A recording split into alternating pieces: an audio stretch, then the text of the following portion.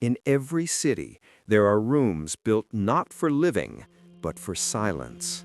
Rooms where the walls remember things the world would rather forget, where breath once lingered long after the body turned cold, where sound doesn't echo because something is already listening.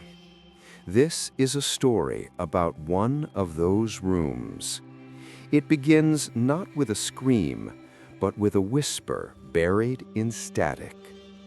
Taipei, a fading building with too many locks and too few tenants, a young man chasing a voice, and an apartment that was never meant to be rented again. They called it the listening room once, a place where the living spoke for the dead. But now, the dead have learned to speak for themselves, and they've been waiting for you to press play. Taipei's winter rain had a particular way of clinging to surfaces, coating concrete in a cold film that refused to evaporate, even hours after the downpour had stopped. Li Wei stood on the sidewalk, his sneakers soaking through, staring up at the cracked facade of his new apartment building. The neon sign that once lit up its name flickered faintly, now just a ghost outline of characters lost to time. The building looked like it had been forgotten by the city around it. Everything else on the street was undergoing some kind of change. Cafes with minimalist logos, scooter shops glowing with LED, new apartment towers rising like polished teeth. But this place? It stood still, unsmiling. The air around it felt heavier, as if Taipei's endless forward motion had swept around it and left it behind. The property manager had called it affordable. Li Wei called it a blessing. For someone trying to launch a podcast with barely enough money for ramen, this was more than a good deal. It was a miracle. 2 rooms, top floor, mostly furnished, 1 month's deposit, no references required. As he turned the rusted key in the front door, the ancient lock hesitated before giving way with a reluctant click. The door creaked open into a narrow hallway, the light switch crackling under his fingers before flickering on a jaundiced ceiling lamp. Inside, the apartment smelled like old wood and stagnant air. It wasn't mold exactly, just aged, as though silence itself had fermented in the walls. The main room was surprisingly large. A sliding glass door led to a small balcony cluttered with broken flower pots. The kitchen was barely a corner, and the bathroom tiles were cracked like parched earth. But the living room, that was what had sold him. It was nearly soundproof. He hadn't realized it during the first visit, but now that he was alone inside, the effect was obvious. The outside world vanished the moment he shut the door. No traffic noise, no neighbors. Even the rain, once a constant hiss, faded into something distant, like it belonged to another dimension. It was perfect for recording. Li Wei had always been obsessed with audio. As a kid, he used to fall asleep listening to AM radio static, tuning between channels to find hidden patterns in the white noise. He loved the texture of sound, the invisible architecture of silence and space. And now, finally, he had a room of his own to chase that dream. He set up his modest equipment, a single condenser microphone, a cheap 2-channel interface, and his aging laptop balanced on a stack of books. No foam padding, no acoustic tiles, but somehow the room didn't need it. His test recordings came out eerily clean. Too clean. He didn't think much of it. He told himself it was just good insulation, a lucky break. He didn't ask why the windows were double glazed with rubber seals, or why the thick curtains in the bedroom were lined with an inner layer of some black velvet-like fabric, or why, above the front door, there were 2 yellowed Taoist talismans, half torn, the ink smeared with age, fluttering whenever he passed beneath them. On his first night, Li Wei recorded the introduction episode of his new podcast, Frequency. It was a show about hidden sounds, forgotten broadcasts, unsolved voice messages, stories told through audio. He didn't expect many listeners, not yet, but he poured himself into it anyway, his voice calm and warm, threading carefully through every sentence like he was weaving something sacred. After an hour of recording, he sat back, cracked his knuckles, and hit stop. The waveform looked perfect. No peaks, no clipping. A gentle flowing river of audio.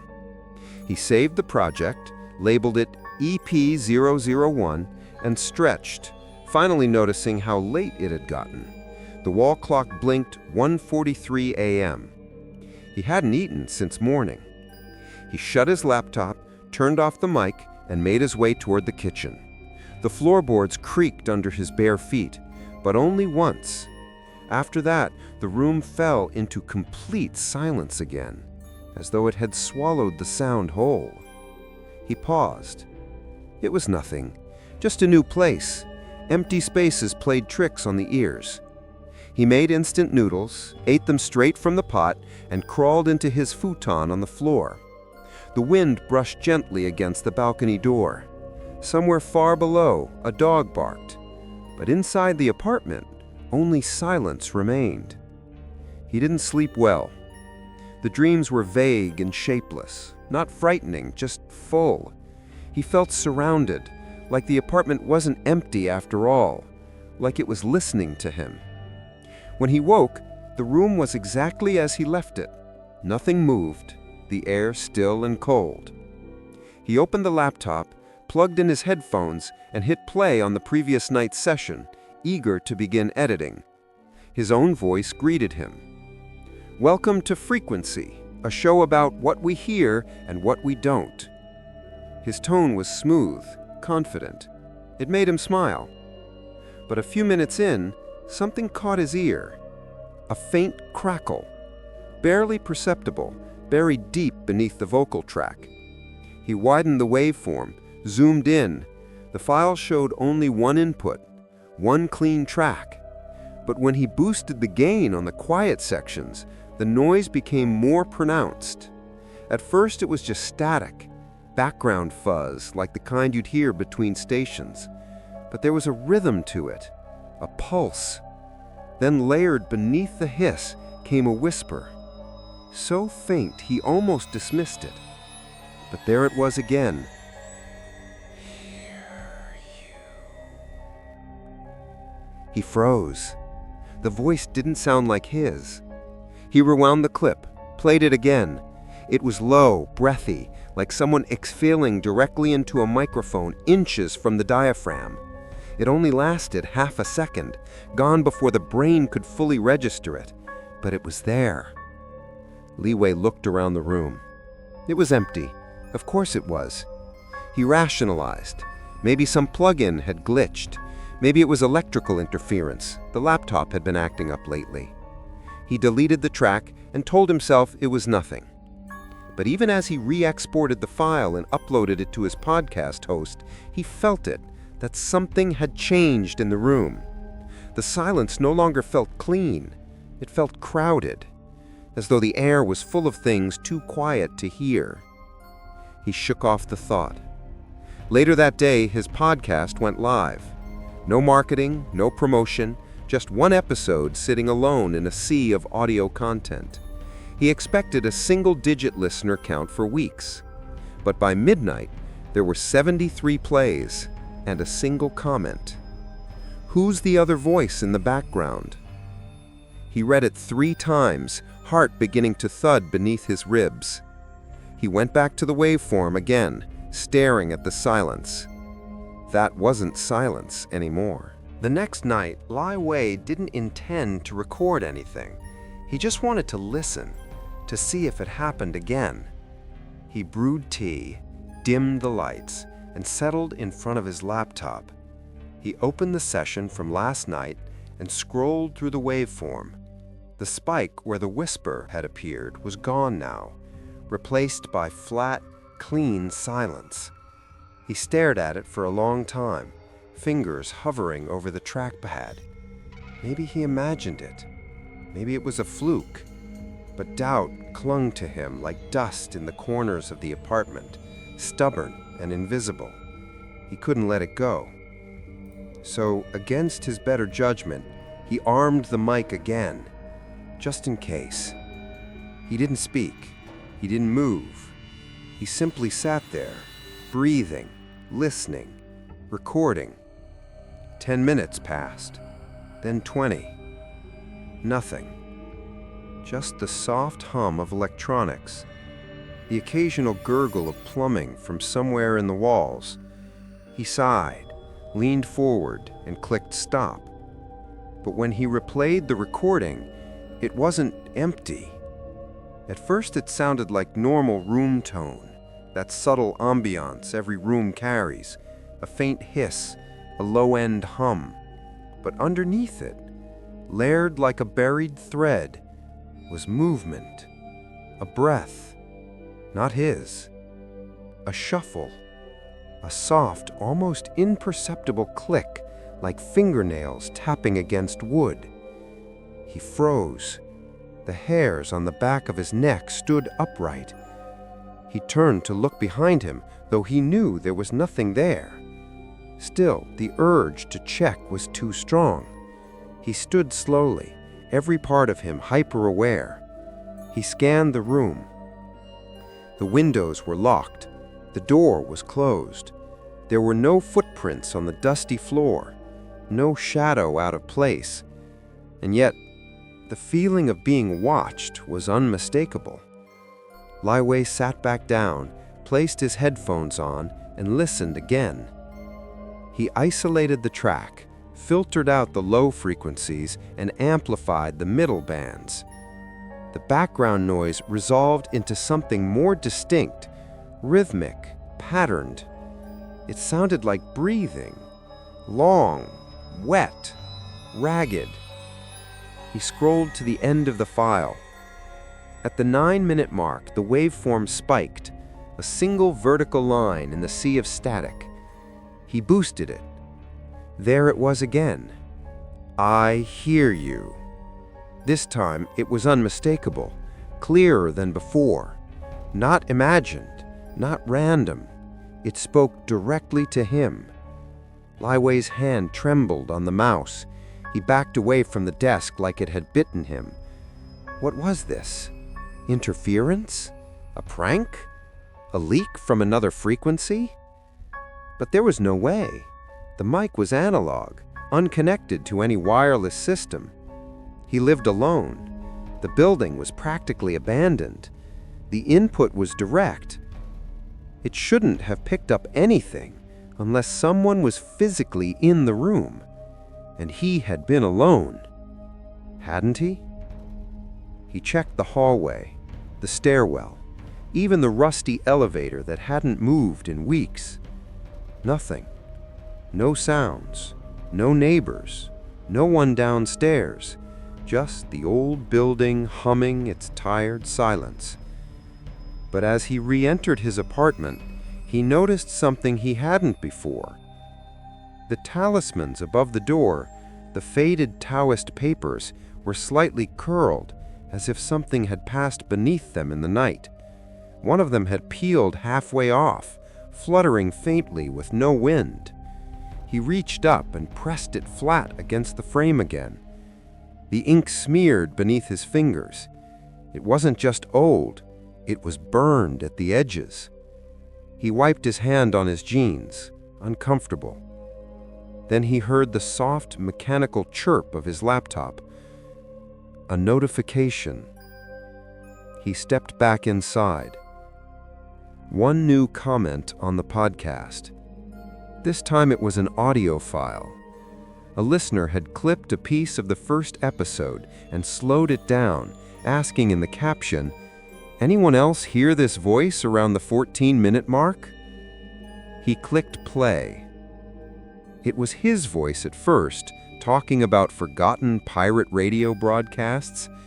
Then, layered beneath it, another voice emerged, warped and time-stretched. It sounded like someone trying to copy him, syllable by syllable, like a puppet learning to speak. It mimicked the words, but they were delayed, distorted, as if spoken through water. Then it whispered something else, something new. You hear me. Not I hear you. This time it was you hear me. A reversal. A response. Li Wei shut the laptop and stood in the middle of the room, suddenly aware of his own heartbeat. His pulse thudded in his ears. The room felt too quiet again. Not peaceful, but loaded, like something was holding its breath. He turned off the lights and sat in the darkness. No podcast, no editing, no distractions. Just listening. He could feel it. Not sound exactly, but a kind of pressure in the air, a vibration on the edge of hearing. Not a frequency you could capture, but one you felt in your bones. And then, the lights flickered. Only once. He jolted upright. But nothing followed. No burst, no blackout. Just a brief, hesitant blink, as if the electricity itself had second thoughts. He didn't sleep that night. He lay in bed with headphones on, playing white noise on a loop, not to drown things out, but to catch them. He hoped that if anything whispered again, it would ripple through the static. But nothing came. In the morning, he opened the file from last night's silent recording again. He scrolled to the end. There was a new entry in the session list, a short clip. It wasn't one he had made. Time-stamped 3:17 a.m. Title, Untitled. He hovered over it, breath caught in his throat. He didn't remember hitting record. He clicked it open. At first, only static. Then a soft creak, like the floorboards by his futon. Then breathing, closer. Then a whisper. Li Wei. His name. Spoken in his own voice. But he had been asleep. He shut the laptop and pushed back from the desk. No more recordings, not for today. He needed to get out. The air in the apartment felt thicker now, like a fabric that clung to his skin. Even the light looked different, paler, washed out, like it was filtering through a veil of dust he couldn't see. He pulled on a jacket, grabbed his keys, and stepped outside for the first time in days. But as he left, he didn't notice the second waveform rendering in the background. Still recording. Even with no mic active. Even with no one in the room. It had only been 3 days since Li Wei moved into the apartment. 3 days since he uploaded his first podcast episode. 3 days since someone whispered back. And yet it already felt like weeks, like time had stretched thin inside the walls of that room, like the air had a weight to it that slowed everything down, like the silence itself was watching him. His listener count continued to grow. It didn't make sense. He had done no promotion, no social media, no paid ads, and yet the numbers ticked upward with unsettling speed. First in the dozens, then hundreds. A small thread on Reddit, a handful of reposts on obscure audio forums. But that wasn't what bothered him. It was what the listeners were saying. That voice at 2218, who's crying? Am I crazy, or is there a child whispering behind him in the intro? Yo, I heard my name in the last episode. What the F? The comments came slowly at first, scattered and uncertain. But by the 5th upload, they were pouring in. Not about the content, not about Li Wei's research and his smooth, patient voice. No, they were talking about the sounds underneath, the voices, and what they were saying. Li Wei began scrubbing through his audio obsessively, not just the final mixes, but the raw files, the untouched stems, the ambient takes. He isolated frequencies, ran spectrograms, reversed tracks, layered noise gates, anything to disprove what he feared. But the deeper he dug, the worse it became. He found breathing patterns that didn't match his own. He found footsteps in recordings when he hadn't moved. He found muttered names, not just strangers, but people he knew, his old roommate, a childhood friend, his sister. And then he found a new voice, one that mimicked him. Not quite an echo, not a delay, but a subtle mirror, a second leeway layered a fraction of a second behind the real one. At first, it just repeated what he said, but slower, softer, like learning the cadence of his speech. Then, it began finishing his sentences, or worse, changing them. One recording, a solo monologue about number stations, ended with a line he didn't remember writing. He had said, "And some messages were never meant to be decoded." But the final cut, as heard on playback, said something else. "And some messages were never meant to be ignored." The last word wasn't his. It sounded like his voice, but it wasn't him. The breath, the pacing, the subtle rasp, it was off in a way only an audio engineer would catch. He went cold. He rewound, double-checked. The waveform matched his voice print, tone for tone, but it was different. Too perfect, too clean. As if someone had studied his speech for hours and reassembled it from fragments. It was artificial, but not in a digital way. It felt imitated, like something was learning, copying, becoming. He pulled off his headphones and sat back, hands trembling. He hadn't slept properly in 2 nights. Every creak in the floor sounded too deliberate.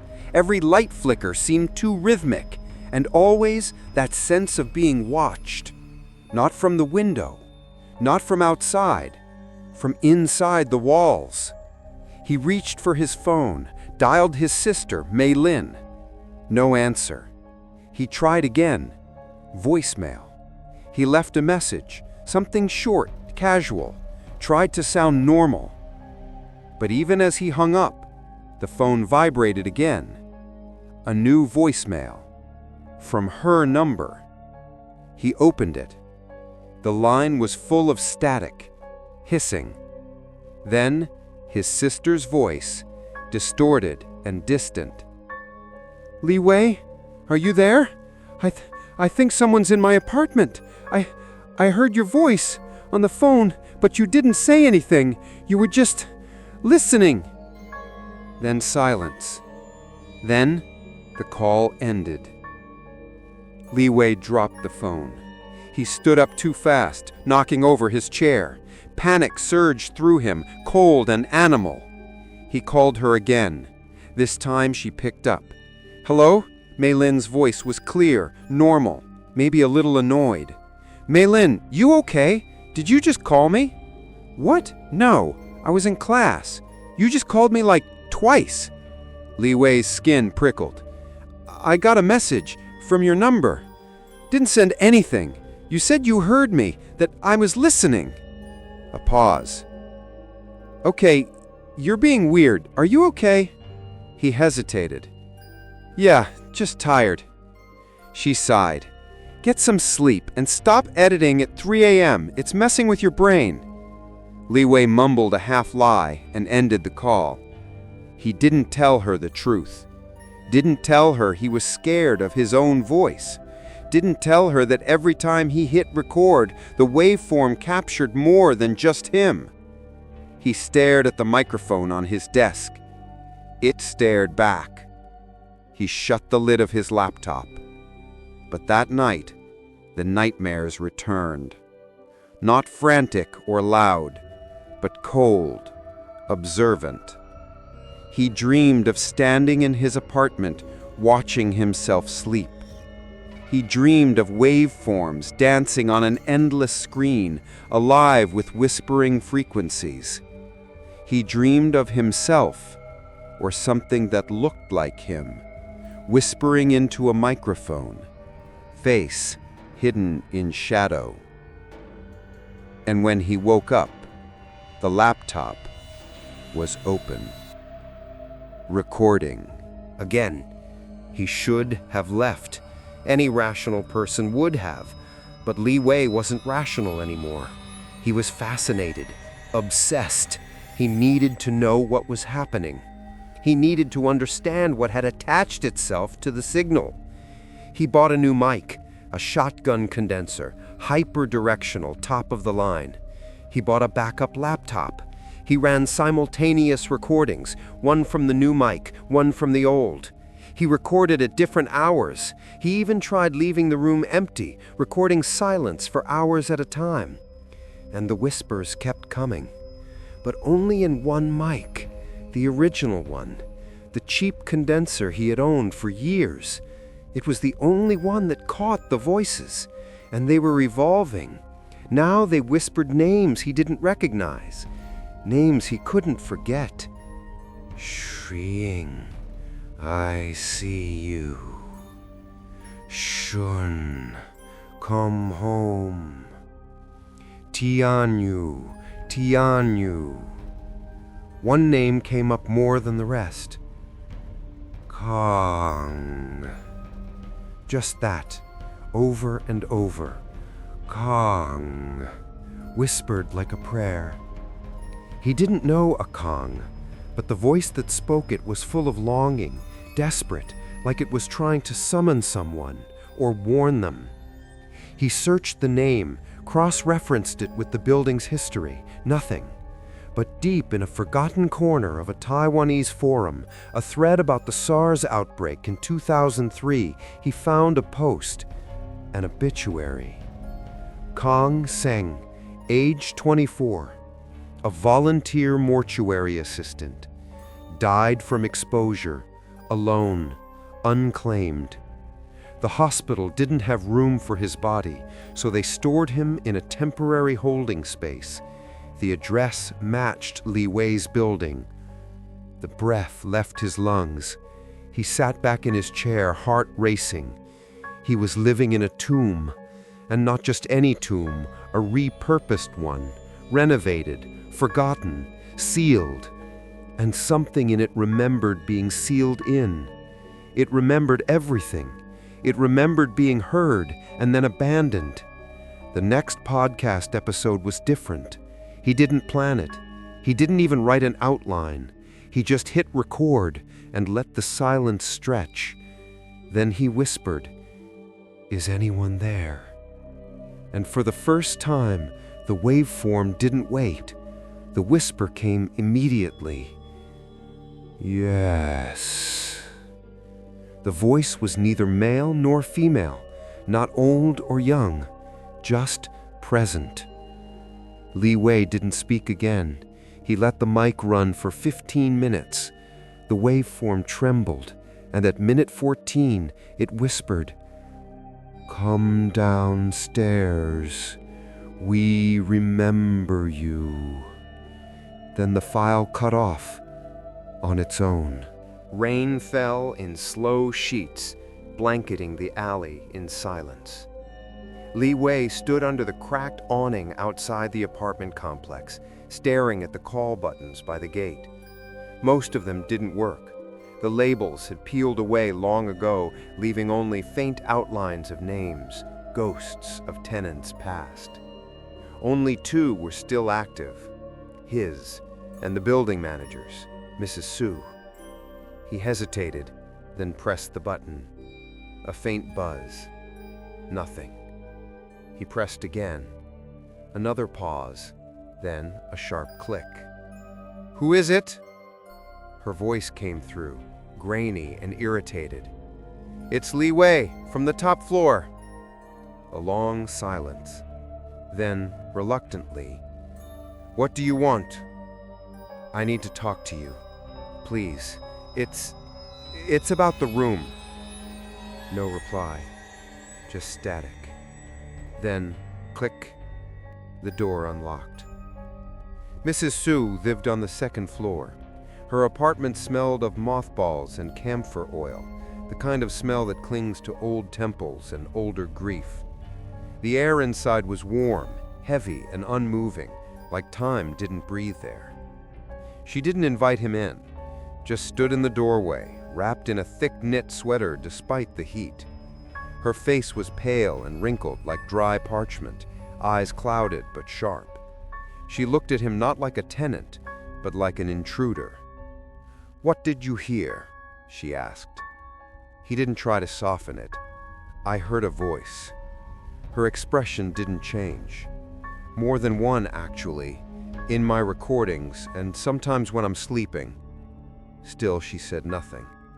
"I think something's in there, in the apartment, or in the walls. I don't know, She held up a hand. "No more," she said. Then quieter. "You shouldn't have gone in." Li Wei frowned. "You're the one who rented it to me. I told the agency not to touch that floor, but they care more about empty rooms than restless dead." His stomach turned. "Dead?" She turned her back, stepping inside. He followed, uninvited now. Her apartment was cluttered, not messy, but sacred. Small altars sat in every corner, bowls of rice, incense holders, photos of the deceased. A red rope with 5 coins hung from the ceiling, and paper talismans lined every window. It felt less like a home and more like a shrine. Mrs. Su lowered herself into an old chair with a soft grunt. "Your room wasn't always an apartment," she said. "Years ago, it was part of the old Morgan, during the SARS outbreak, back when no hospital had room for the bodies. The government used this building, quiet, out of the way. The dead stayed here before they were burned." He swallowed. "And my unit?" Her eyes darkened. "That was the listening room." "The what?" "It's what the monks called it. They came every day to chant, to help the trapped spirits find peace. The infected, the forgotten. Their souls were heavy, angry. The chanting helped." Li Wei felt a chill spread up his arms. "What happened to them?" "They stopped coming," she said. "Too dangerous, too many bodies. The government shut it all down, painted over the walls, and turned it into apartments after the outbreak ended." She looked up at him. "But not every room was meant for the living." The silence that followed felt thick.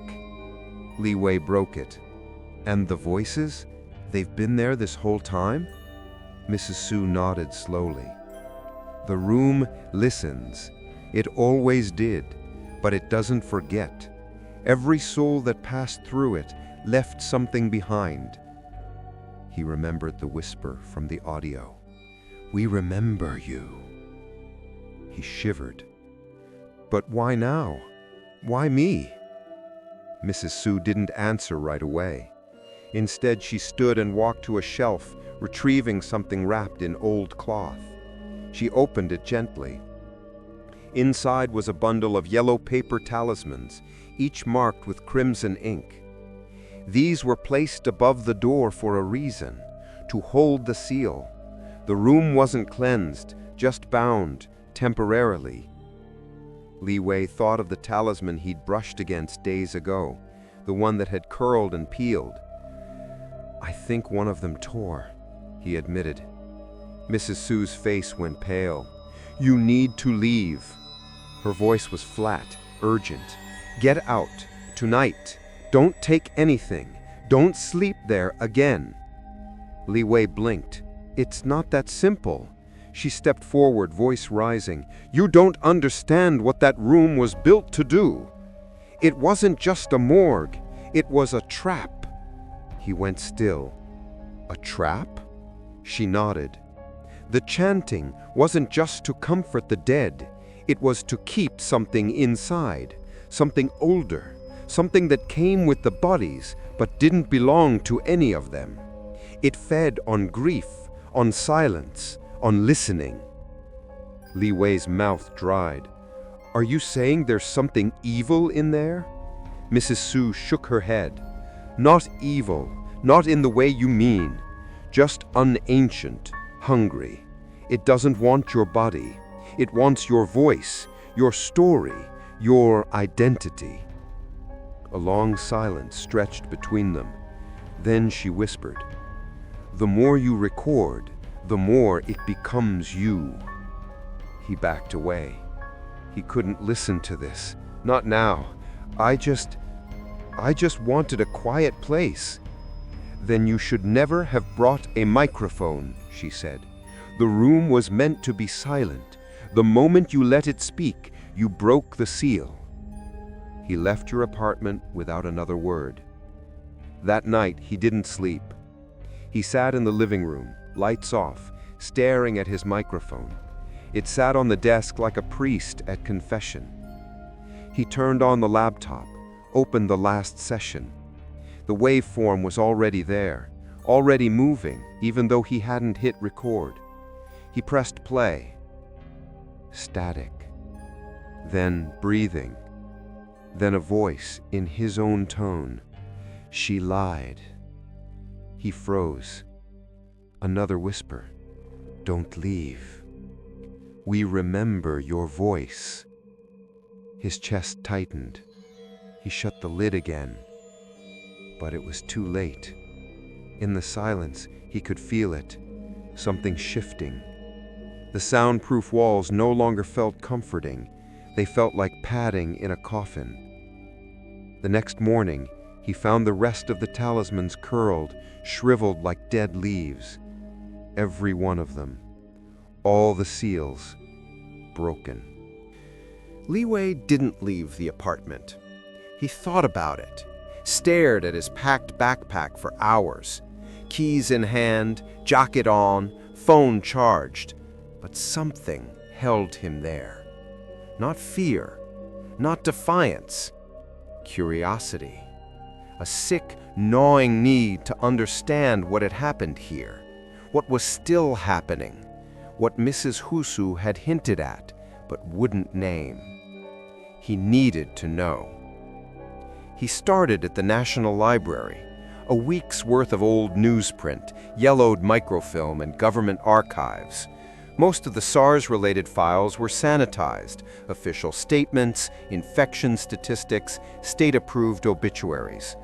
But between the lines, the truth bled through. There were whispers of mismanaged facilities, temporary morgues with poor ventilation, unclaimed bodies left for days, entire buildings sealed without proper rites. Ghost stories that never made the headlines, but survived in online forums and footnotes. The building he lived in had once been listed under a different address, a coded reference in an internal hospital document. Secondary Storage Site C, max capacity 60 cadavers. His building had 12 units. 12. The math didn't add up unless each unit had once held more than bodies, unless the walls themselves were storage. Li Wei dug deeper. He traced the history of the structure. Before the outbreak, it had been a dormitory for public health workers. Even earlier, a Taoist temple, abandoned, repurposed, then forgotten. But it was a Reddit post that stopped his breath cold. From a user named Silent Kang 89, dated 10 years ago. My brother died during SARS, worked at a mortuary in Shuangqi, said he kept hearing things in the storage room, whispers under the freezer units, kept an audio diary, said the room was alive. After he passed, I went there. The building was abandoned. I swear I heard him calling me from inside. I ran. I never went back. The username. Kang. Li Wei's hands shook as he read it again. He clicked the profile. Long inactive. No other posts. He copied the name, Googled it, traced it through obituaries, public death records. Kang Tseng, 24. mortuary assistant. Died of respiratory failure during SARS. Last known assignment, Storage Site C. The name had been whispered on Li Wei's recordings for nights now. Not as a warning, as a calling. A memory trying to surface, a soul left unfinished. He found the old address listed in a legal document, a demolition waiver that was never filed. He went back to his apartment, pulled out a measuring tape, compared the floor plan to the official building record. There was a space that didn't make sense, a section between the kitchen and outer wall that should have been a pantry, but didn't exist physically. A sealed cavity. He knocked gently on the wall. It echoed back, hollow. He hesitated, then fetched a hammer. The drywall cracked easily. It was thin, as if it had been added hastily. Behind it, concrete, faded red paint, burn marks, and something else. A small plaque blackened into the concrete, inscribed with Chinese characters barely legible under soot and time. The mouths of the dead are sealed, but their ears remain. Below it, a circular symbol drawn in red cinnabar ink, partially smeared. A listening seal. This was no pantry. This was a chamber, a spiritual containment unit, and it had been buried behind plaster and paint, forgotten, erased, but not silenced. That night, the audio changed. No more whispers, no more breathing, just one sound. A voice, young, masculine, singing. Not words, just a hum, low, steady, melancholy, like a funeral chant, like someone pacing in the dark, humming to remember who they were. He recorded it, not because he wanted to, because he had to. He uploaded a clip, just 30 seconds, to the podcast. No intro, no outro, just the humming. He titled the episode Kang, then turned off the mic. The next morning, he had over 7,000 new listeners, dozens of emails. Most were confused, some afraid, but one stood out. A message from a woman named Chia Yun Tsang. My name is Chia Yun. Kong was my brother. I heard his voice on your episode. He used to hum that exact tune when he couldn't sleep. Li Wei stared at the screen, heart pounding. She included her number. He called immediately. She answered on the second ring. Her voice was cautious, older than he expected, steady. I didn't believe it at first, but I listened, and I know it's him. Li Wei told her everything, the recordings, the whispers, the sealed room. She was silent for a long time.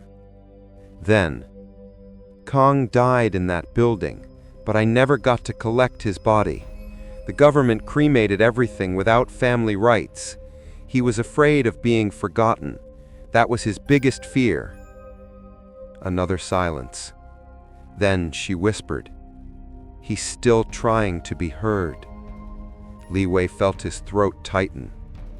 "Can I bring you here? Maybe if you speak to him?" "No."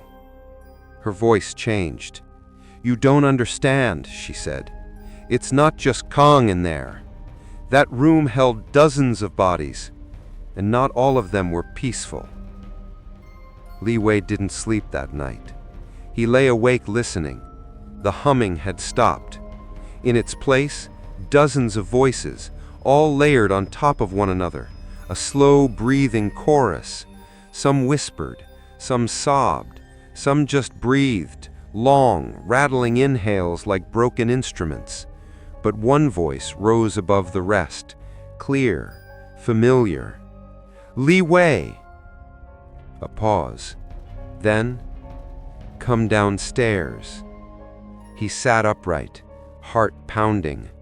His laptop screen flickered to life unprompted. The waveform was already recording, already growing. The waveform was alive. That's the only way Li Wei could describe it. It no longer waited for his voice. It moved without him. It pulsed, breathed, responded, even when no input was connected, even when the mic was off. It behaved like a heartbeat. No, like a response. Every night, he opened the laptop. Every night, a new audio file awaited him, unlabeled, untouched. Time-stamped in the early hours, always between 3 and 3:30 a.m. He never remembered recording them, and yet, there they were. Tracks filled with whispers, footsteps, breaths too close to the mic, voices that shouldn't exist, and sometimes his own, saying things he didn't remember saying. At first, it was subtle, minor distortions, a word changed, a phrase reversed. But by the end of the week, the voice that sounded like Li Wei was talking independently. It introduced episodes he never recorded. "Welcome back to frequency," it said, in his tone, calm, deliberate. "Tonight's transmission is not from me, but from those who remember being me." And then the whispers would start, a litany of sorrow, sometimes laughter, sometimes crying, sometimes just names, dozens of them, chanted like a roll call for the dead. He tried deleting the files. They returned the next day. He tried wiping the drive. The laptop turned back on at 3:17 a.m. and the files reappeared like ghosts refilling an empty room. He tried moving the mic out of the apartment. The recording still happened. And still, they only worked with that mic, his original mic, the same one he'd used for years, the one that had never once malfunctioned until he moved in. He started locking his bedroom door at night, then barricading it, then recording himself sleeping just to prove that he wasn't getting up, wasn't speaking, wasn't doing any of this himself. But in the footage, he never moved. His body never shifted. Yet every morning, new files, always growing, always closer. One night, he played a clip titled Final Guest.wave. He didn't name it, didn't remember creating it. The file opened with a loop of white noise. Then footsteps, pacing. Then his voice. We all leave something behind in the silence. A breath, a thought, a regret. The room remembers it all. Then laughter, his laugh, twisted, like someone pressing down on his chest while he tried to breathe. Then silence, followed by a knock, clear, loud, on his bedroom door. He tore off his headphones, stared at the door, waited. Nothing. He stood up slowly, heart in his throat, and reached for the knob. But before he could touch it, the waveform on his laptop began to move. He hadn't pressed play. He hadn't even touched the computer. But the audio began on its own. The voice said, "Don't answer it. That's you." The next day, the emails changed. No longer from curious listeners. Now they were from people sounding frightened. "I listened to your latest episode, and something's wrong with my audio feed. I paused the episode and heard my own voice whispering back. I keep hearing things in my house now. Did you embed something? I heard you in my dreams. You were whispering from inside my headphones." And then one message chilled him to the bone. "There's a woman who listens to your show every night on the 11:17 train out of Kaohsiung. Last night, she got off at an abandoned station and never came home. She sent a voice memo right before disappearing. It just said, "I heard my name. I'm going downstairs now." "What are you broadcasting?" Li Wei closed the email, but deep down, he already knew the answer. He wasn't the broadcaster anymore. He was the conduit, the mic, the waveform, the room. They were speaking through him now, and they didn't want listeners. They wanted witnesses. His sleep dissolved into fragments, broken, restless, dreamless. He started seeing movement in the corners of the room, not shadows, shapes, silhouettes of people standing just outside his field of vision, motionless, watching, waiting. And the mic would always be turned toward them, as if it could see what he couldn't, as if it were listening on their behalf. One night, he spoke into the mic again, desperation in his voice. "Who are you?" A pause. The waveform twitched. Then a chorus of whispers replied. "We were the unheard, the unspoken, the burned, the sealed, the silenced." Then, in his voice again, "Now we are you." He wept, quietly, without knowing why. He cried like something inside him was breaking open, not in fear, but in grief. He felt like a man standing at his own grave, listening to strangers recite his eulogy and knowing every word of it was true. That same night, he checked the oldest episode of his podcast, the first one, the one he remembered recording in silence, alone. He played it back. At first, it was normal. Then, the ending had changed. In his voice, it whispered, "This is Li Wei. Thank you for listening, and thank you for becoming part of us." The file ended. The waveform lingered on screen, then glitched, flickered, and reshaped itself into something new, into a signature. Hundreds of voices, all repeating the same name, Kang, Kang, Kang, Kang, until they no longer sounded like voices, just one voice, his voice. The email came at 3:03 a.m. Subject, "I figured it out." From Lonely Signal 101 at message. I slowed it down. I boosted the hidden channel under your last upload. There's a pattern in the waveform, a spectrogram. It's not just audio, it's a map, coordinates, instructions. I think it's telling me to come downstairs. I'm going to try it tonight. Wish me luck. There was no signature.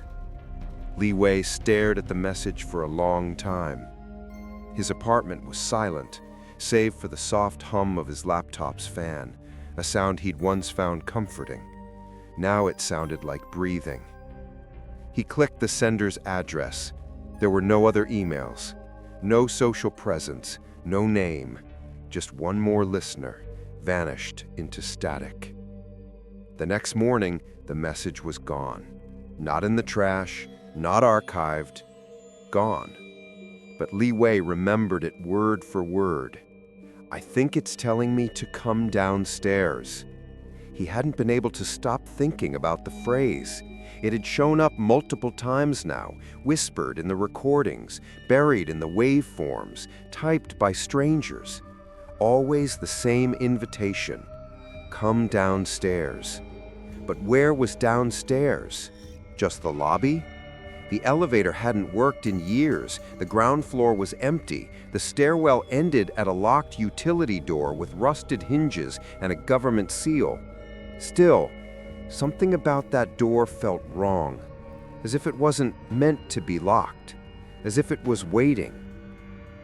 Later that day, Li Wei searched for Lonely Signal 101 on every forum he could remember.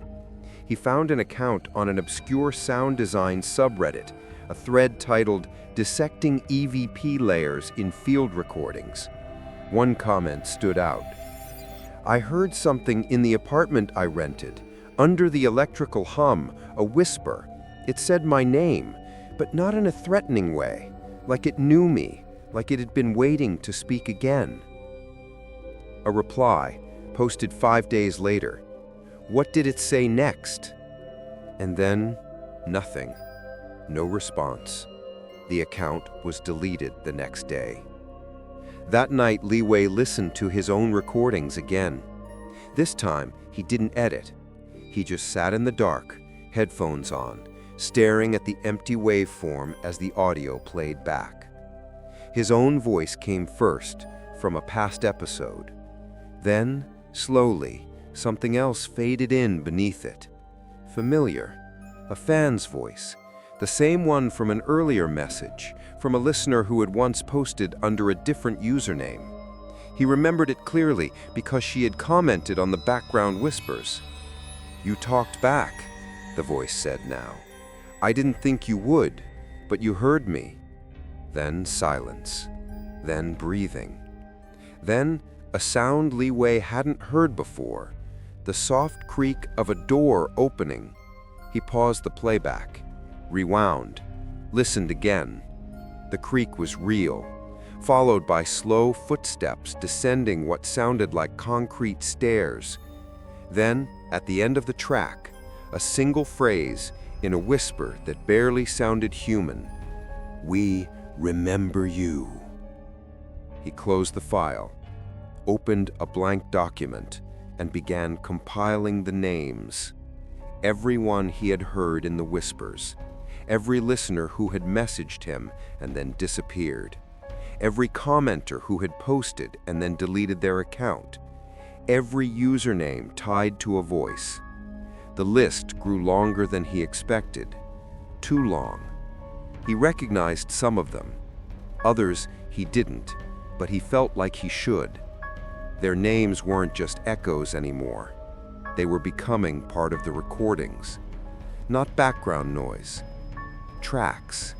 As if the waveform wasn't just capturing their voices, but absorbing them. As if each person who listened too closely became part of the sound. The next day, his analytics showed one fewer follower. It didn't mean much. People unsubscribed all the time. But this was different. This account had commented on every episode, had messaged Li Wei a week ago saying, "Your voice keeps me sane. It's like I'm not alone anymore." Now, they were silent. Their profile gone, just like the others. The pattern was becoming clear. The more people listened, the more they heard something else, and when they tried to respond, to speak back, they vanished. And yet, his subscriber count kept growing. 10,000, 20, 50. He wasn't even recording anymore. He hadn't published a real episode in weeks. The feed updated itself, automated by something else. Each new upload bore strange titles. "They know you now," "Voices beneath ours," "The unheard are speaking."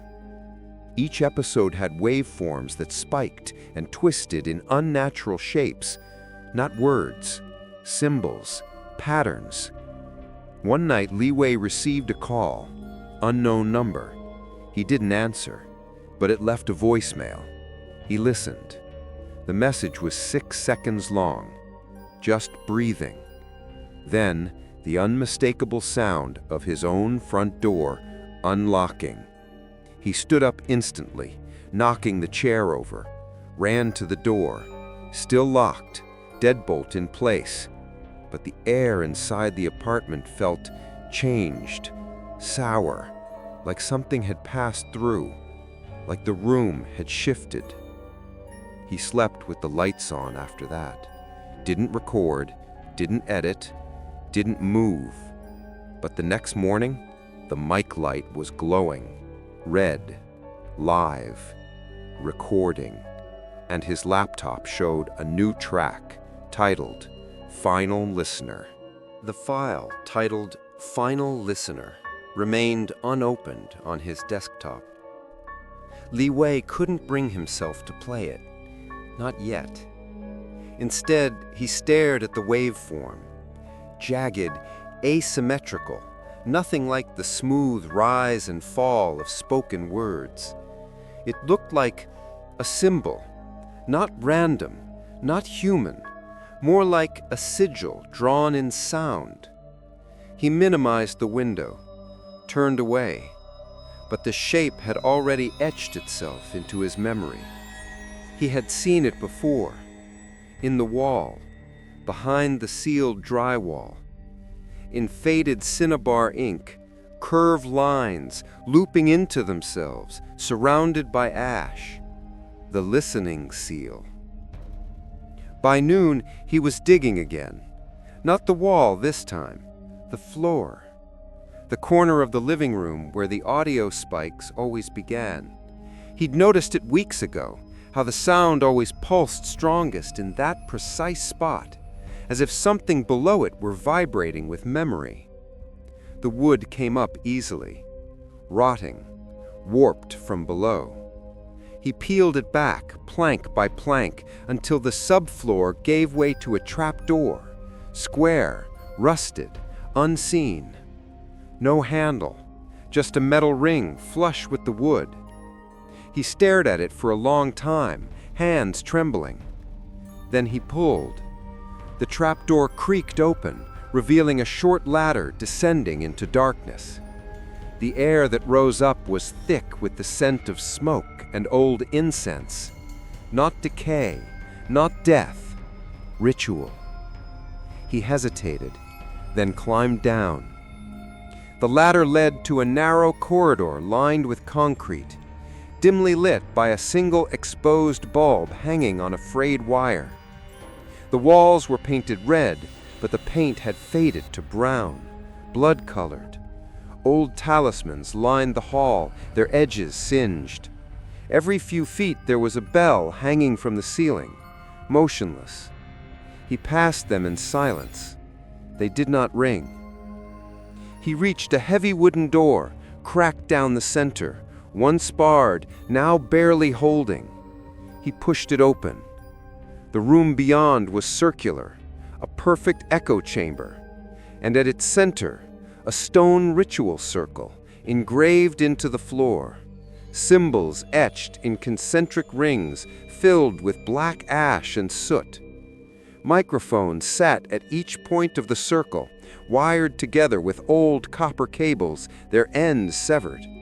Above them, rusted speaker cones were mounted into the walls, ancient and silent.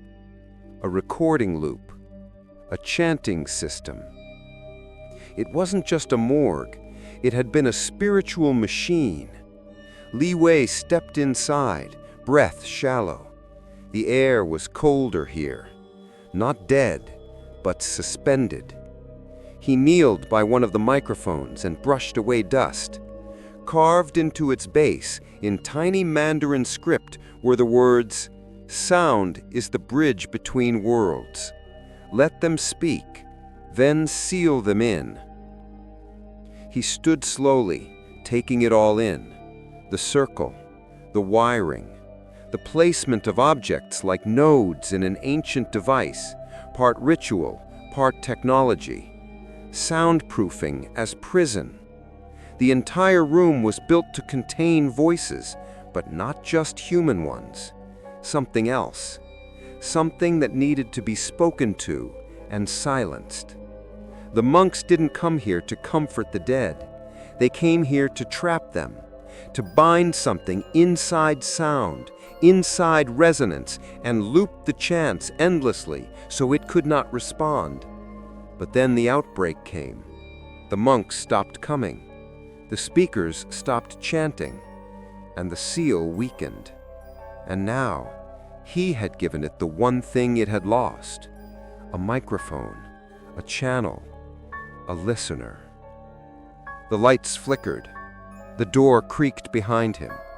He turned, startled, but no one was there. Just the silence thickening around him like fog. He pulled out his phone, opened the voice memo app, pressed record, and whispered into the ritual circle. "What are you?" Nothing. Then from the speaker cone above him, long dead, unpowered, came a single whisper. "I am that they wouldn't name." The breath behind the silence, the voice between voices, the echo that remained. He stepped back, pulse pounding. The microphone by his feet trembled. A second voice spoke, not a whisper, but a chant. Not words, just tone. Low, ancient, harmonic. A binding chant, and it was coming from within the circle. A loop, still running, still playing, still trying to hold something back. But it was weakening, because he had opened the seal, because he had given it voice. Then the whispers changed. They turned into a single unified phrase. "Bring us upstairs. Let us out. We remember how to be heard." He turned and ran, climbed the ladder, sealed the trapdoor behind him, nailed the floor shut, and sat in the center of the room, shaking. For the first time, he wasn't afraid of ghosts. He was afraid of breaking something older than death. A boundary held together not by locks or walls, but by silence. And now he had filled that silence with listeners, with speakers, with himself. Back upstairs, the final listener was still waiting on his desktop. He clicked it. The waveform rippled. His voice came first. A soft breath. "This is Li Wei," and I opened the door. Then static. Then hundreds of voices whispering, "Welcome." He stopped leaving the apartment. The world outside no longer felt real. Too bright, too loud, too distant. Everything that mattered was here, inside the room, inside the waveform, inside the voices that had learned to speak in his tone.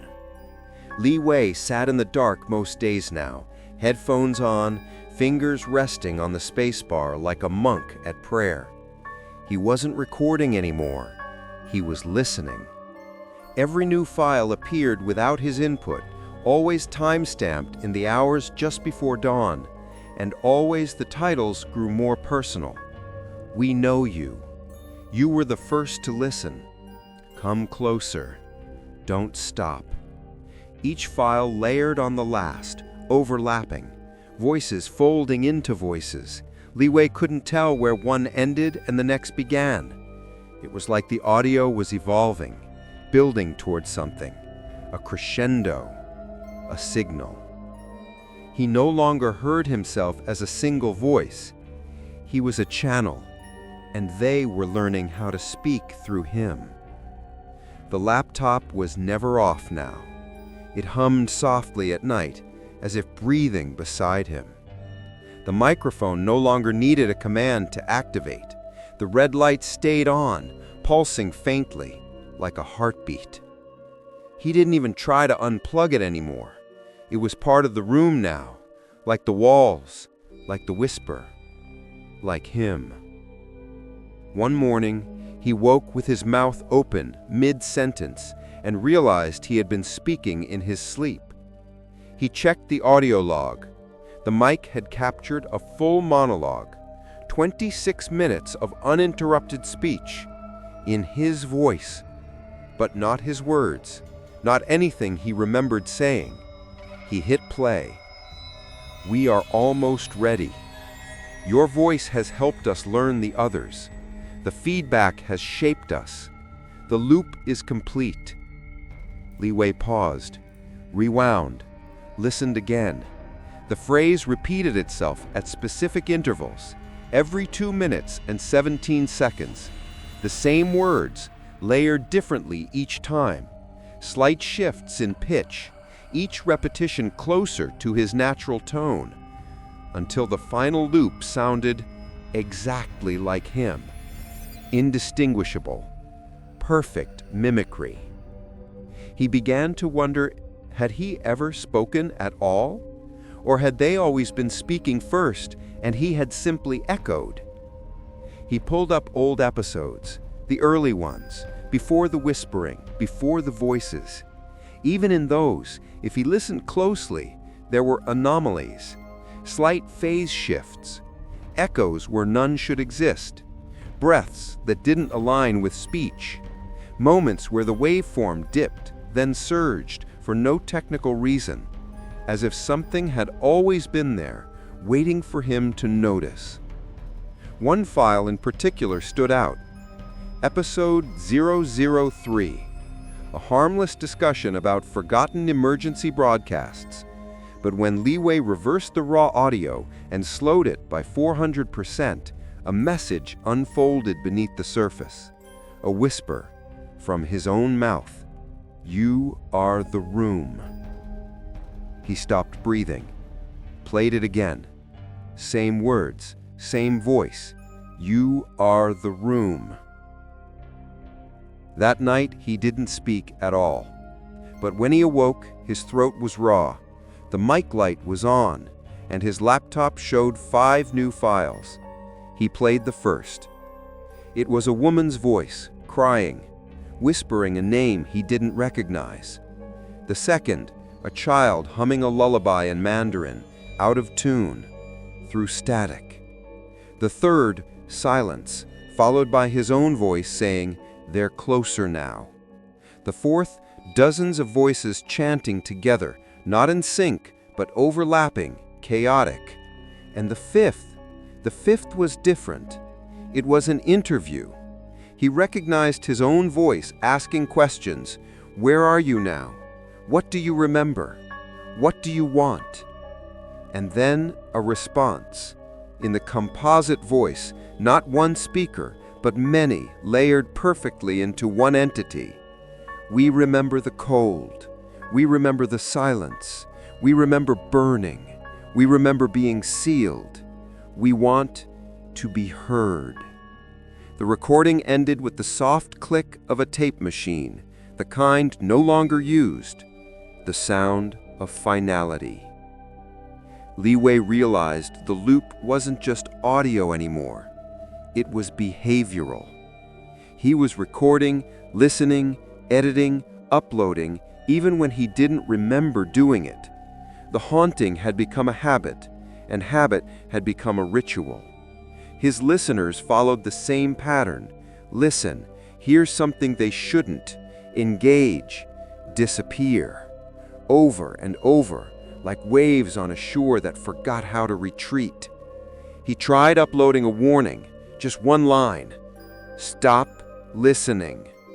But the next morning, the file was gone, replaced with a new title, "Keep Going." And in the episode, "You almost broke the loop. Don't do that again. They are listening now. Don't you want to know what they'll say next?" The most terrifying thing wasn't the whispering. It wasn't the mimicry. It wasn't the room. It was that a small part of him did want to know. The dreams changed. They used to be soundscapes, abstract, surreal. Now they had form. Now he felt walls pressing in on him, felt the grain of the old wooden floors beneath his fingers, felt the weight of unseen eyes above him as he lay motionless, dreaming of ceilings too close, of breath not his own curling down his neck. And then he began waking up on the floor, not in bed, flat on his back, arms by his side, as if positioned. Each time, his mic was recording. Each time, a new file was waiting. Each time, it ended the same way. A soft creak, a dragging sound, a breath right next to the mic, and then the unmistakable sound of his door unlocking. Li Wei checked the door every morning, still locked. deadbolt still in place, but the chain? Always unlatched, always swinging slightly, like someone had just stepped through. He started placing objects in front of the door at night. A pile of keys, a stack of empty cans, even his desk chair. In the morning, always moved, not knocked over, just pushed aside, like someone had slipped past them carefully, deliberately. He tried setting up a motion camera, infrared, silent, triggered by movement.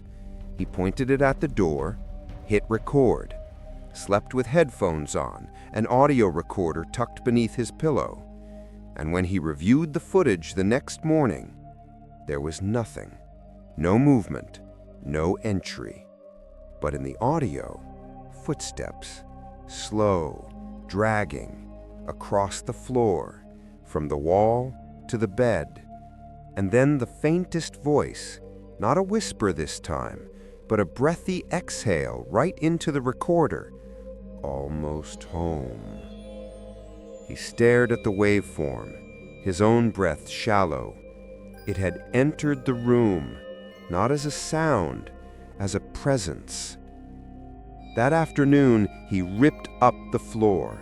He tore through wood, insulation, concrete, working like a man possessed.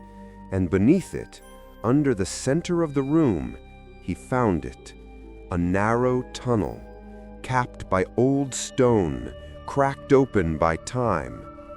The tunnel was lined with carvings, hand-etched characters, too worn to read. But Li Wei understood the message without translation. It wasn't meant to be read. It was meant to resonate.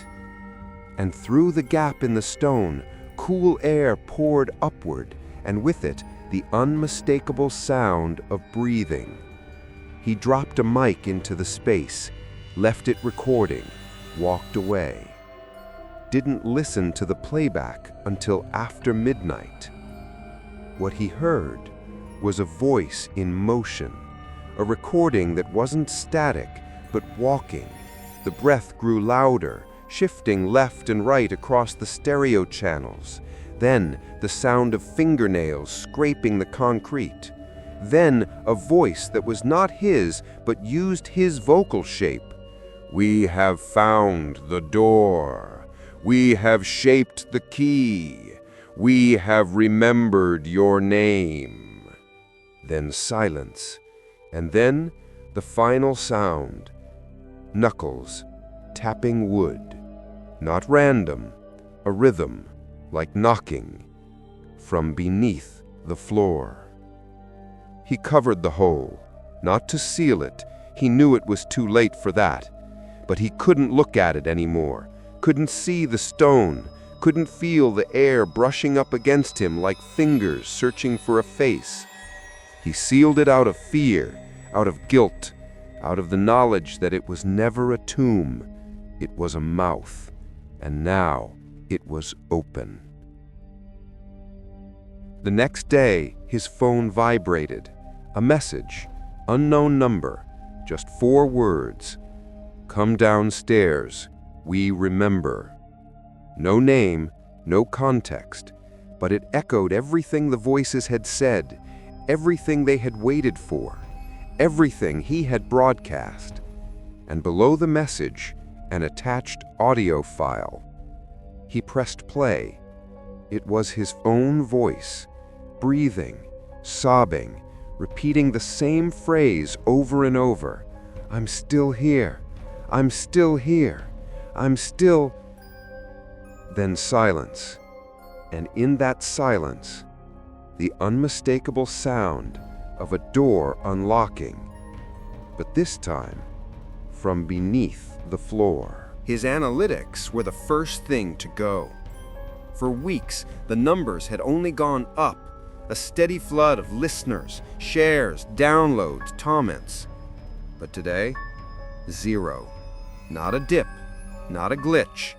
0. No listeners, no followers, no records of past engagement. As if no one had ever heard his voice. As if the podcast had never existed. Li Wei refreshed the page. Nothing. He opened his inbox. Empty. No new messages, no archives, no sent folder. Every email he'd received, gone. Every reply, vanished. Even the emails he remembered writing were missing from his drafts. Even the ones to himself. Even the ones from himself. He checked the RSS feed. The files were still there. Every episode, every title, every whisper. But the host platform showed no data. No listens, no storage, no history. Like a broadcast into a vacuum. But the most terrifying thing? The files were still growing. Without input, without recording, without him. They updated themselves every night, without fail, always at 3:17 a.m. He wasn't creating the show anymore. He was hosting it, in the most literal, spiritual sense of the word. The mic had become a totem. It no longer responded to software or signal. It hummed softly, without being plugged in. It glowed faint red at all hours. And when Li Wei tried to throw it out the window, it was back on the desk the next morning, waiting. He sat in front of it now, pale and hollow-eyed, a blanket wrapped around his shoulders. He hadn't slept in 3 days, not properly. The moment his eyes closed, the room moved. The whispers grew louder, and his own voice began speaking back. He whispered into the mic, barely audible. "Is anyone still listening?" Silence. Then the speakers, silent for weeks, clicked on. His voice replied, "They're all listening. They never left. They just came closer." He stared at the waveform. It looked wrong, bent, fractured, like something alive had pressed itself into the digital space and left a fingerprint. Then his laptop blinked. One new notification, not from a listener, from the platform. A message. No branding, no admin name, just text. Your podcast has been reclassified. Genre, ritual media. Category, containment. Status, unlisted, permanent loop. Li Wei stared. A loop. Unlisted, unreachable, except to those it chose. He refreshed the page again. Now a new line appeared. Listener count, 0. Host, 1. He was alone, and yet never more surrounded. Because now the room spoke without him. It filled itself with voices. He could hear them through the walls, not just muffled tones, but full conversations, episodes he didn't record, with guests he didn't invite, with voices that sounded like him, or maybe versions of him. The latest episode auto-uploaded, titled The First Listener. He played it. The opening was his voice. You found this because you were meant to. You stayed because something inside you was already listening. Then another voice, childlike, fragile, whispering. I'm cold. Why can't anyone hear me? Then silence. Then the voice changed again, older, deeper. A woman, softly weeping. I still remember the smell of the mask, the burn of the fever, the moment they zipped the bag. Another voice, ragged, male. I screamed for someone to chant, but no one came. The monks were gone. I died in silence. Then his voice again. You're not alone anymore. Welcome back to frequency. He collapsed in the chair, his hands shaking, tears streaming down his face. He whispered aloud, You said you wanted to be heard. You are. Why am I still here? And from the laptop speaker came the answer, in his voice, but not his words. Because you never stopped listening. He opened the mic preferences, clicked Disable Input. A dialog box appeared. Cannot disable while active broadcast is in progress. He tried to unplug it. The port wouldn't release. He tugged until the plastic cracked. Still, the light stayed on. Still, the file recorded. Still, the room listened. He tried calling Mei Lin, his sister, but her number was no longer in his phone. Every contact gone, every message wiped. The only number left in his recent calls list was his own. He pressed play on the next file. It was titled, The Room is You.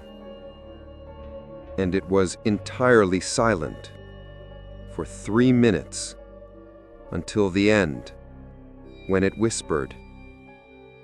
The listeners didn't vanish. They came inside. They filled the silence. You are the host. We are the show. He hadn't gone downstairs since the day he moved in. Not truly. Not all the way. The lobby was just a shell now, a hollow mouth filled with cracked tile and shadows that didn't move. Even Mrs. Hu's apartment had gone silent. No light, no incense, no sound, like she had never existed. Li Wei stood in front of the elevator, the doors long dead, slightly ajar. Inside, the cab was stuck between floors, a dark void leading nowhere. He turned to the stairwell. The paint on the door was peeling. The doorknob resisted his grip like it hadn't been touched in years. He twisted. It opened, with a groan like a throat clearing dust, and he began to descend. Each floor below smelled older, less like rot, more like memory, like things once burned, like old prayers, like tears that had never been dried. The walls became narrower, as if the building were collapsing inward on itself. The stairwell lights dimmed with each level, flickering in slow rhythm, like breathing. Every few steps, he heard creaks behind them, but never saw anyone. He reached the sub-basement, the level that didn't exist on paper, the one no resident had keys for. At the bottom stood a thick metal door, painted red, marked with a faded seal. The talismans on its surface were scorched, unreadable, curling from age and exposure. But in the center, written in soot, were 4 words: Speak and enter, host. He touched the door. It was warm, too warm, as if someone or something was breathing behind it. He pressed his ear against the metal. At first, only silence. Then, faint static. Then, the sound of a chant, low, broken, and distant. He remembered what Mrs. Hu had said. They chanted to hold it back, not to comfort, to trap. But the chanting had stopped years ago, and now he was the only voice left. He stepped back, cleared his throat, and spoke into the silence. I'm here. A hiss of pressure released from behind the door. The seal cracked, the lock clattered, and the door opened inward on its own. What lay beyond wasn't just a room, it was a vault. Circular, like the ritual room but much older. The walls were carved in layered spirals, etched with thousands of names, real names, full names, dates of birth, times of death. It was a ledger of the unheard. At the center of the chamber stood a shrine made of burned wood and stone, stacked high with offerings, microphones, earbuds, cassette tapes, melted phones. Each item sealed in glass, each labeled with a name, a person, a listener. There were hundreds, maybe thousands. He stepped closer. One of the glass boxes had his name on it. Inside, a copy of his first microphone, and beneath it, a small scrap of audio waveform printed on paper. His voice saying, "Welcome back to frequency." He backed away, pulse racing, his breath fogged in the cold. Then the whisper came again, not from one place, but from the walls themselves. "You heard us first. You stayed the longest. You let us out. Now speak for us." The floor rumbled, the air vibrated, not with noise, with intention. A presence unfolded in the space like a collapsing lung, exhaling dust and grief.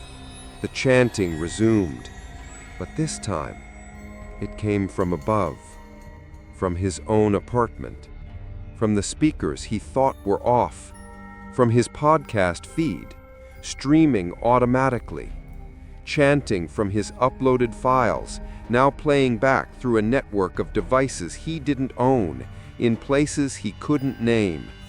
It wasn't an episode anymore.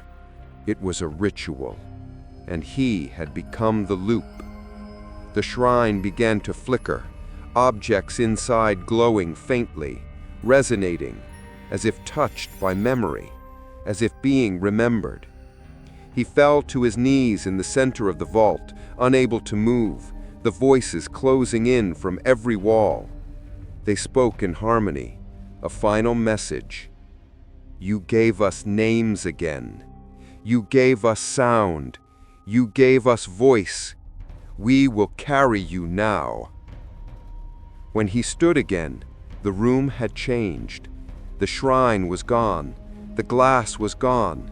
The objects had vanished. And in their place stood only one microphone, floating in the center of the circle. Old, dust-covered, familiar, his. And hanging from the base, a new tag, written in ink, still wet. Li Wei, died unheard, remembered in echo. He didn't scream, didn't cry. He stepped forward, placed his hand on the mic, and whispered, "I'm ready to speak." The waveform above the door lit up. The episode began. The apartment was silent when he returned. Not empty, just settled. Like a theater, moments before the curtain rises. Li Wei closed the door behind him. The air was cold, still, reverent. Everything was exactly as he had left it, yet it felt different now. The walls no longer resisted sound. They absorbed it, welcomed it. The room didn't echo, it listened. And so did he. He walked to the desk. The mic was waiting. Not glowing, not pulsing. Still, ready. He sat, took a breath, opened his laptop, and pressed record. His voice was soft, not out of fear, but reverence, as though he were speaking in a sacred place. "This is Li Wei, and this is the last episode of Frequency." He paused, not for effect, but because the air itself felt charged, like every word he spoke was being pulled inward, stored, remembered. He continued, "I never thought anyone would listen. But you did. And now I know why. This place wasn't silent. It was full. It was overflowing, with voices that never got to say goodbye, with names that were sealed behind doors and tape and fire. But they're here now, and they remember. The waveform danced on the screen, not just with his voice, but underneath it, a chorus beneath a solo, a shadow beneath a flame. He wasn't alone, not anymore. He leaned closer, his voice dropping to a whisper. They never wanted to scare us. They only wanted to be heard, and maybe remembered. He stopped. Tears welled in his eyes, not from fear, but recognition.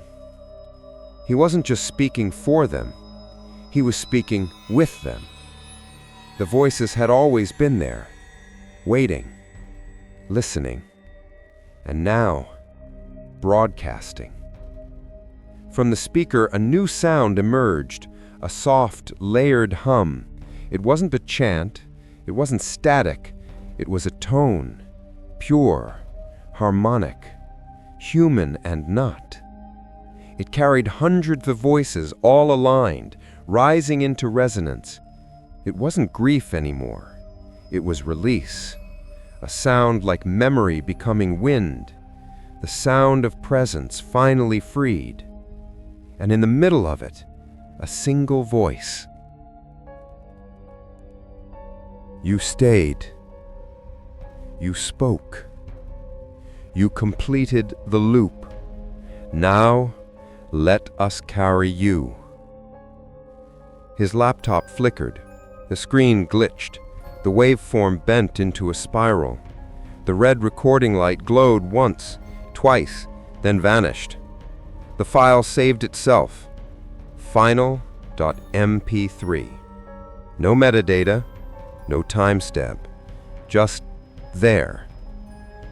Li Wei sat in silence, the mic in front of him. The speakers quiet now. The room calm. Lighter.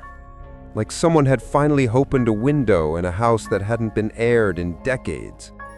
And in that silence, for the first time in months, he felt peace. Not joy, not resolution, but peace. He stood, walked to the window, opened it, let the city sounds filter in. Distant scooters, faint market chatter, a temple bell. He smiled, just once, then turned back to the room, to the mic, to the space that had once held only echo, and now held everything. He didn't say goodbye, didn't need to, because the final episode was already live, and across the world, those who had followed him from the beginning, those still able to find the feed, heard it. All 34 minutes. No intro, no music, just a man speaking softly into the quiet. And at the very end, the same phrase spoken in his voice and a dozen others layered beneath it. We remember you. Then silence. Then a final sound, a door closing and locking. The apartment sat empty for weeks, or so it seemed. No forwarding address, no notice of termination. The rent was still paid on time, auto-debited. The electricity stayed on. The Wi-Fi never lapsed. Sometimes the neighbors heard faint sounds at night, like someone moving furniture gently, whispering into a phone. But when they checked the hallway, it was always still, quiet. Even the building manager, whoever had replaced Mrs. Hu, kept their distance. They said Unit 6F had low turnover. That's all they'd ever say.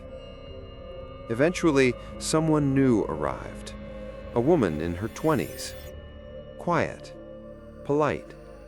She carried 2 bags and a portable audio interface. said she worked in sound design, and she was looking for a quiet space to record. The listing had been cheap, too cheap, but she didn't ask why. She just moved in. And within a week, the apartment began to change again. The walls stayed the same, but the feeling returned. That soft pressure in the air, that hush between sounds, that watchful silence. One night, she set up her mic. Nothing fancy, a cardioid condenser, mid-range. She tested the gain, watched the waveform, spoke a simple line. Testing, 1, 2, and paused. The waveform moved again, on its own. A ripple, a soft spike, then a faint line of audio, barely visible. She boosted the gain, filtered the static, and underneath her own voice, a whisper. Soft, patient, welcoming. We hear you. She froze, looked at the mic, then at the door. No one there. No neighbors. Just the soft, sacred hum of the room, remembering how to breathe again. She rewound the recording, listened again. Same voice, same whisper. Not threatening, just present, like an old friend. That night, she posted online. Anyone ever record in Taipei and pick up voices that aren't there? Asking for a friend. The replies came in fast. A few jokes, 1 or 2 ghost stories. Then a private message.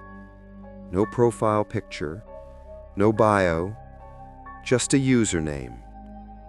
@frequency_archive. And one line, "You're not the first." She clicked the link.